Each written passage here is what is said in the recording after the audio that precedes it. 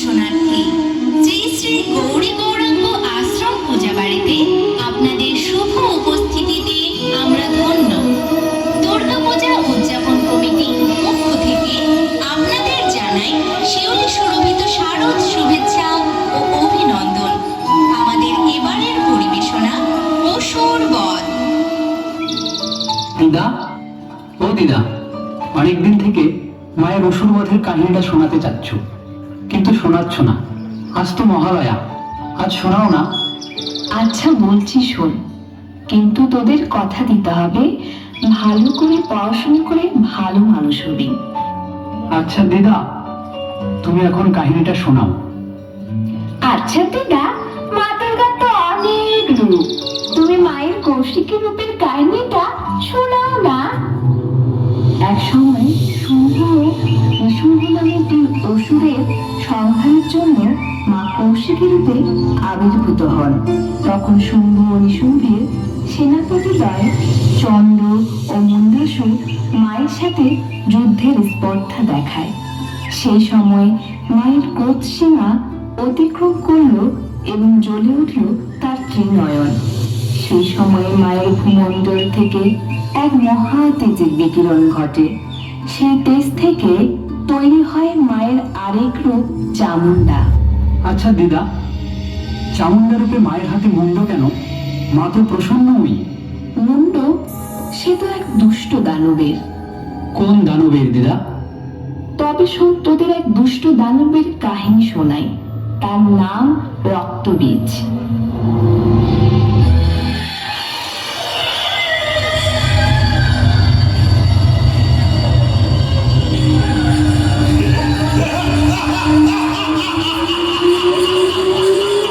আমি রক্তবীজ, সমগ্র জগৎকে যে একদিন পায়ের তলায় রেখে শাসন করবে।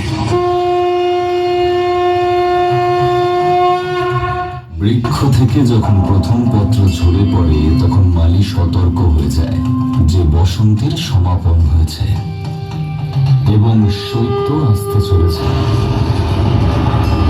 চন্দ্রমুণ্ডের খণ্ডিত ধর দেখেও তোমরা বুঝতে পারলে না যে বিনাশের ভূমিকম্প আসতে চলেছে।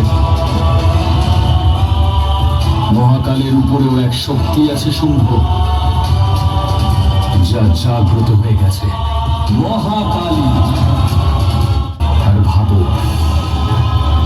স্বয়ং মহাকাল যার দূত হয়ে এসেছে, সেই শক্তি কতটা বৃহৎ হতে পারে, কতটা বিধ্বংসী হতে পারে।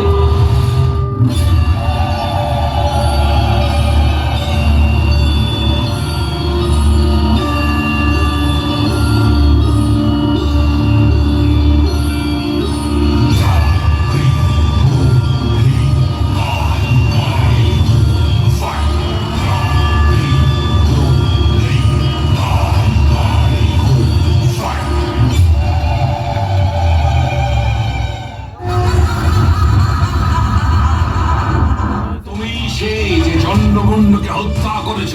ওদের দুজনের মুন্ডমালা গলায় পরে তুমি আমাকে ভয় দেখাতে পারবে না। এই মালায় এখনো পর্যন্ত অন্য মুন্ড গাঁথার স্থান রয়েছে। স্থান তো আমি তোমাকে দেখাবো, মূর্খ নারী।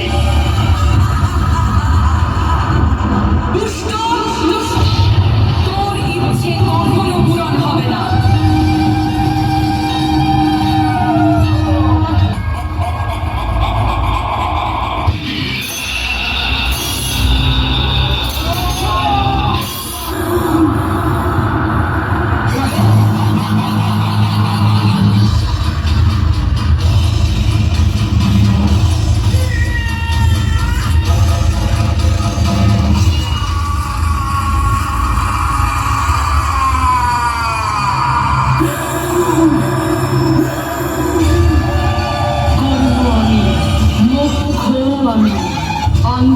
আমি, আরম্ভ আমি, কালী আমি, মহাকালী আমি।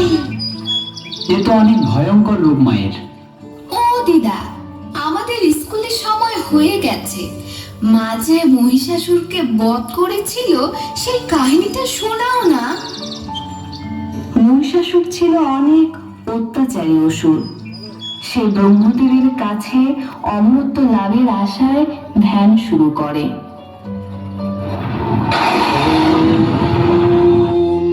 सच्चिदेकं ब्रह्म ॐ ऐं ह्रीं श्रीं क्लीं सौः सच्चिदेकं ब्रह्म ॐ नमो ब्रह्मदेवाय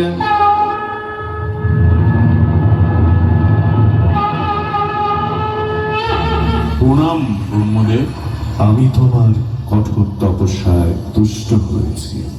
বলো, তুমি কি বর চাও? হে জগতের সৃষ্টিকর্তা ব্রহ্মদেব, যদি আমার তপস্যায় সন্তুষ্ট হয়ে থাকেন তবে আমায় অমরত্ব প্রদান করুন। ঠিক আছে, আমি তোমায় এই বরদান করছি। ইহ জগতের কোনো পুরুষোত্তমের সাধ্য থাকবে না যে তোমায় বধ করে। ঠিক আছে, তবে তাই হোক। প্রণাম প্রজাপতি ব্রহ্মা। আমি অমর। আজ থেকে আমি অমর।